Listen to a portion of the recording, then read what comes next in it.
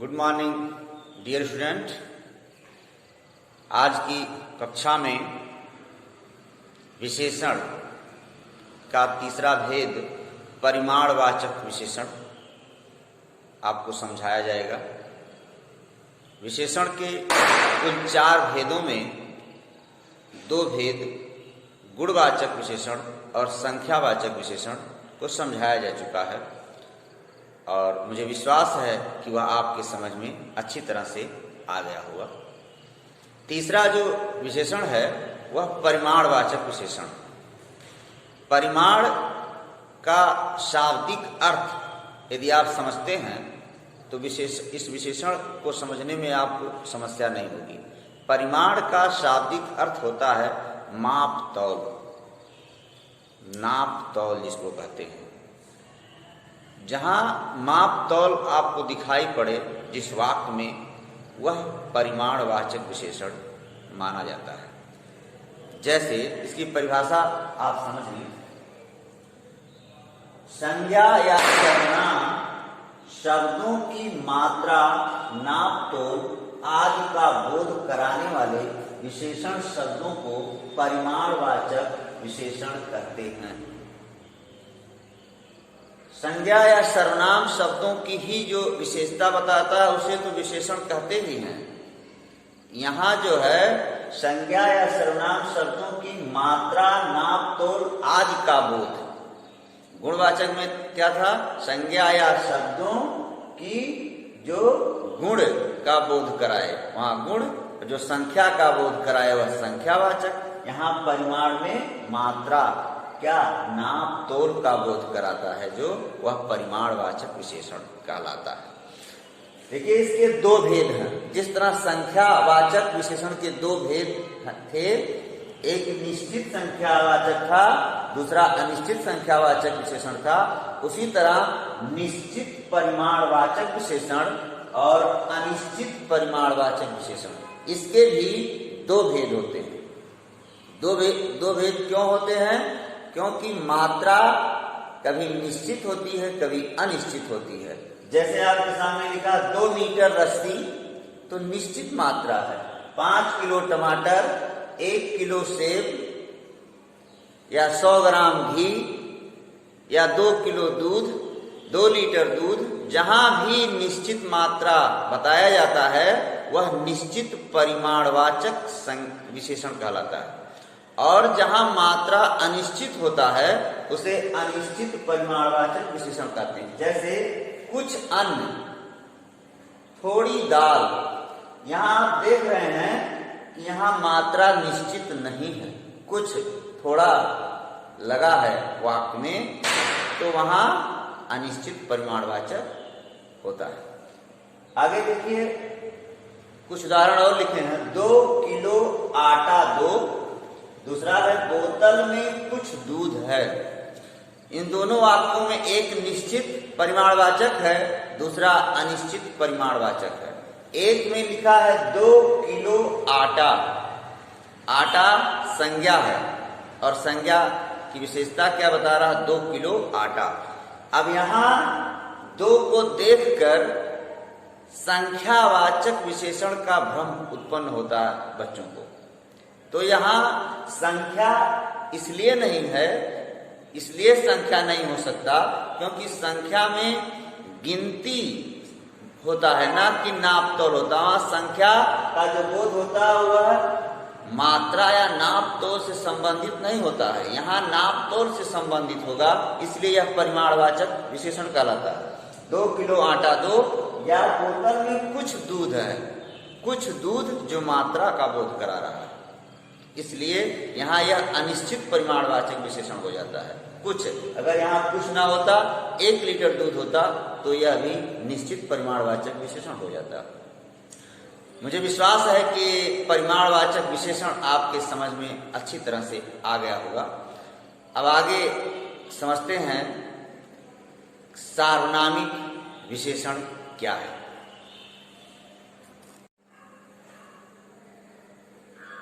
तो सार्वनामिक विशेषण आइए समझते हैं। देखिए सार्वनामिक विशेषण का एक नाम और है संकेतवाचक विशेषण भी इसको कहते हैं। सार्वनामिक विशेषण का एक नाम और है संकेतवाचक विशेषण। इसकी परिभाषा थोड़ा समझने का प्रयास करें। देखिए, जो सर्वनाम विशेषण के रूप में प्रयुक्त होते हैं उन्हें सार्वनामिक विशेषण कहते हैं। जो सर्वनाम विशेषण के रूप में प्रयुक्त होते हैं उन्हें सार्वनामिक विशेषण कहते हैं। मतलब सर्वनाम विशेषण के रूप में प्रयुक्त होगा तो उसे हम सार्वनामिक विशेषण कहते हैं। तो आपको यह समझना है कि सर्वनाम विशेषण के रूप में कब प्रयुक्त होता है, उसके लिए कुछ विशेष बातों को आपको जानना आवश्यक है। तभी आप सार्वनामिक विशेषण को समझ सकते हैं कि वह सर्वनाम जो प्रयुक्त होगा, जो सर्वनाम विशेषण के रूप में प्रयुक्त होता है, वह सर्वनाम कहाँ, कैसे, किस परिस्थिति में, किस वाक्य में प्रयुक्त होता है, यह जानना आवश्यक है।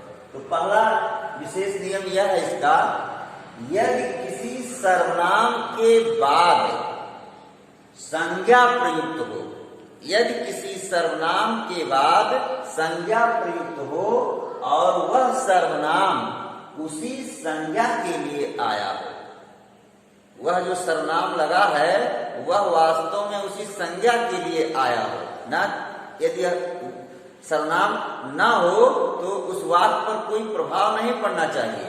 और यदि सर्वनाम लगा है तो किसके लिए? संज्ञा के लिए। क्या कह रहा है?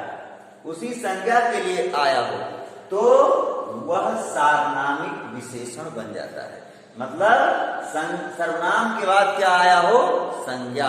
संज्ञा आप जानते हैं, किसी व्यक्ति वस्तु स्थान के नाम को संज्ञा कहते हैं। तो सर्वनाम के बाद संज्ञा आया हो तो वहां सार्वनामिक विशेषण बन जाता है। फिर आगे दूसरा है इसमें, सर्वनामों में उत्तम पुरुष, यह भी ध्यान रखना है। कौन सा सर्वनाम? उत्तम पुरुष, मैं और हम, निजवाचक आप स्वयं खुद और मध्यम पुरुष तुम विशेषण के रूप में प्रयुक्त नहीं होते। यह भी ध्यान रखना है कि यदि वाक्य में उत्तम पुरुष है, मैं और हम, निजवाचक आप स्वयं खुद तथा यहाँ मध्यम पुरुष तुम यह लगा है तो वह विशेषण के रूप में प्रयुक्त नहीं होगा। मतलब वह वाक्य सार्वनामिक विशेषण नहीं माना जाएगा। इनके अलावा जो सर्वनाम होंगे वह सार्वनामिक, जो सर्वनाम संज्ञा के पहले आएंगे वहां सार्वनामिक विशेषण होता है। यह इसका दूसरा विशेष नियम था। तीसरा है, सर्वनामों में प्रत्यय लगाकर भी सार्वनामिक विशेषण बनाए जाते हैं। सर्वनाम में ही प्रत्यय लगाकर विशेषण बनाए जाते हैं। जैसे यह से ऐसा या इतना, क्या से कैसा, कितना, इस तरह से और भी इसमें कुछ है विशेषण के बनाए जाते हैं नियम। जैसे होता है एक, वह से वैसा, उतना, और अगला है जो से जैसा, जितना। यह सार्वनामिक विशेषण के विशेष नियम थे और भी इसके कुछ उदाहरण दिए हैं। आइए समझते हैं उन उदाहरणों को। तो आपके सामने ये उदाहरण दिए हुए हैं। यह तोता बोलता है। यदि यह हटा दिया जाए, केवल यह वाक्य आप समझिए, तोता बोलता है, तब भी वाक्य पूरा है। लेकिन यह तोता बोलता है, तो यह जो है तोता के लिए लगा है, इसलिए यह सार्वनामिक विशेषण है। क्योंकि सर्वनाम के बाद तुरंत संज्ञा का प्रयोग हो रहा है और संज्ञा का प्रयोग जो हो रहा है वह जो सर्वनाम लगा है वह संज्ञा के लिए लगा है, इसलिए यहाँ सार्वनामिक विशेषण होता है। और दूसरी बात, इसमें ना तो उत्तम पुरुष है, ना तो मध्यम पुरुष है, ना तो निजवाचक सर्वनाम है। इसका भी ध्यान रखना है। यह तीन सर्वनाम नहीं होने चाहिए। ना तो है यहाँ अन्य पुरुष है। फिर है माँ, वह मैच मैंने जीता। माँ अगर होता मैच मैंने जीता, वह मैच मैंने जीता, तो वहां वह क्या है, सार्वनामिक विशेषण हो गया। माँ वह मैच मैंने जीता, वह लड़का बहुत चालाक है, वह को हटा दीजिए, लड़का बहुत चालाक है, सामान्य वाक्य है, लेकिन वह लड़का बहुत चालाक है, वह विशेषण है उस लड़के का, इसलिए यहां सार्वनामिक विशेषण होता है। तो इस प्रकार आपने गुणवाचक विशेषण, संख्यावाचक विशेषण, परिमाणवाचक विशेषण और सार्वनामिक विशेषण या संकेतवाचक विशेषण को अच्छी तरह से समझा। अगला सार्वनामिक विशेषण और संख्यावाचक विशेषण में सार्वनामिक विशेषण और उसमें अंतर आपको बताना है। सर्वनाम में क्या अंतर, सार्वनामिक विशेषण और सर्वनाम में क्या अंतर होता है। यदि आपके सामने ये दोनों वाक्य हों तो आप उन्हें कैसे समझेंगे, इसको भी आप समझें। देखिए आपके सामने कुछ उदाहरण दिए गए हैं। लिखा है वह लड़का बहुत चालाक है, वह लड़का बहुत चालाक है। फिर लिखा वह काफी कमजोर है। दूसरा लिखा यह सुंदर गाना गाता है। तीसरे वाक्य अगले में है यह लड़का राहुल का भाई है। आपके सामने 4 वाक्य लिखे गए हैं। इन 4 वाक्यों में आपको यह समझना है कि किसमें सर्वनाम का प्रयोग है और किसमें सार्वनामिक विशेषण हो जाता है। दोनों के अंतर को भी समझना आवश्यक है।